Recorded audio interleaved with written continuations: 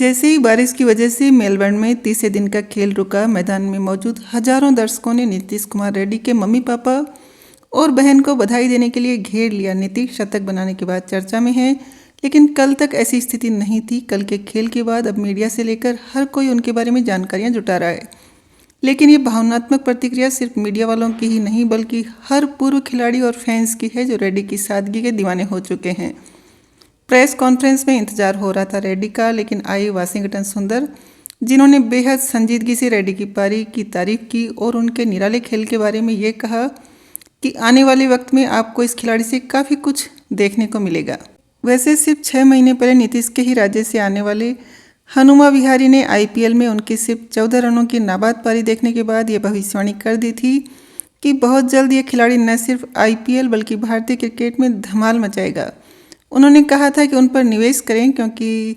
Seam bowling वाले allrounder भारतीय cricket में बहुत कम देखने को मिलते हैं। ऑस्ट्रेलियाई दौरे पर टीम इंडिया के लिए सीरीज का नतीजा भले ही जैसा भी रहे, लेकिन इस बात में शायद ही दो राय हो कि नीतीश कुमार रेड्डी के तौर पर देश को भविष्य का एक शानदार खिलाड़ी मिला है। अगर भारतीय क्रिकेट के इतिहास को देखें तो सचिन तेंदुलकर से लेकर विराट कोहली जैसे खिलाड़ियों ने अपने शानदार करियर की झलक ऑस्ट्रेलियाई ज़मीन पर ही दी थी। यशस्वी जायसवाल भी उसी राह पर चल रहे हैं, लेकिन जो कमाल अब रेड्डी ने दिखाया है वो अपने आप में एक अनोखी बात है, क्योंकि इस दौरे पर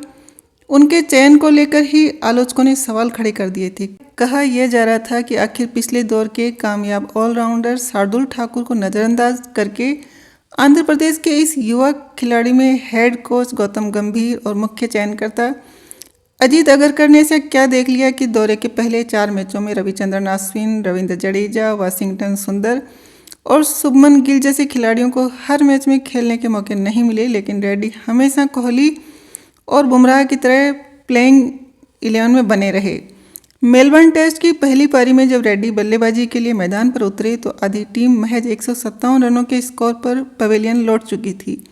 इसके बाद जिस तरह से आक्रामकता और संयम का बेहतरीन तालमेल दिखाते हुए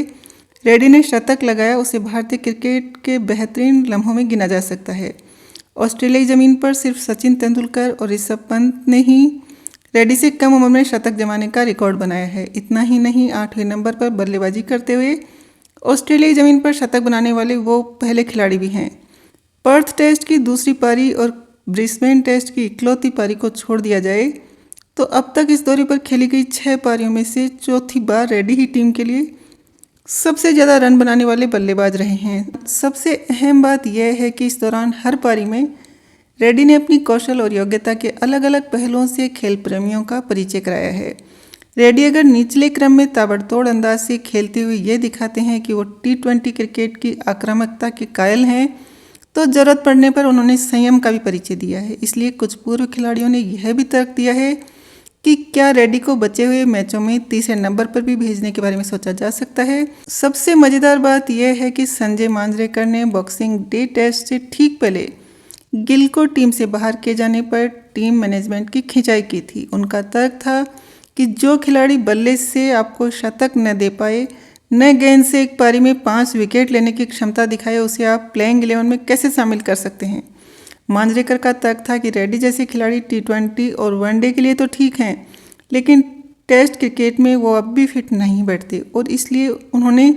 दौरे से पहले रेड्डी के फर्स्ट क्लास क्रिकेट में उनके बल्लेबाजी और गेंदबाजी के आंकड़ों का सहारा लिया था। लेकिन मांजरेकर के ही साथी खिलाड़ी और मौजूदा समय में मुख्य चयनकर्ता अजीत अगरकर और कोच गौतम गंभीर के आंकड़ों की बजाय प्रतिभा और खिलाड़ियों की योग्यता पर भरोसा दिखाया और रेड्डी ने उस भरोसे को 100% सही साबित किया। जिस तरह से सोशल मीडिया और यहाँ तक कि मुख्यधारा की मीडिया में रेड्डी के चयन को लेकर लगातार तंज कसे गए, उससे कोई भी विचलित हो सकता था, लेकिन रेड्डी को इससे कोई फर्क नहीं पड़ा। आखिर पड़ता भी कैसे, क्योंकि उन्होंने शुरुआत में ऐसी बातों को झेला है। 2016-17 में अंडर 16 में विजय मर्चेंट ट्रॉफी में उन्होंने 345 गेंदों पर 441 रनों की पारी खेली, तो आलोचकों ने कहा, अरे यह तो नागालैंड के खिलाफ बनाए जिसका क्रिकेट जगत में वजूद न के बराबर है। हालांकि इस सीजन के लिए 5 साल की उम्र से क्रिकेट खेलने वाले रेड्डी को अंडर 16 का सर्वश्रेष्ठ खिलाड़ी घोषित किया गया। पूरे सीजन में उन्होंने 26 विकेट झटके थे। रेड्डी आंध्र प्रदेश से आते हैं। इस दक्षिण भारतीय राज्य से कर्नाटक या तमिलनाडु की तरह क्रिकेट के कई सारे खिलाड़ी नहीं आए हैं, लेकिन एमएस के प्रसाद के तौर पर आंध्र के पास एक पूर्व खिलाड़ी था जिनका विजन ऐसा रहा कि उन्होंने अपने राज्य से नई प्रतिभाओं को तराशने की जिम्मेदारी ली। रेड्डी ने शुरुआती दौर में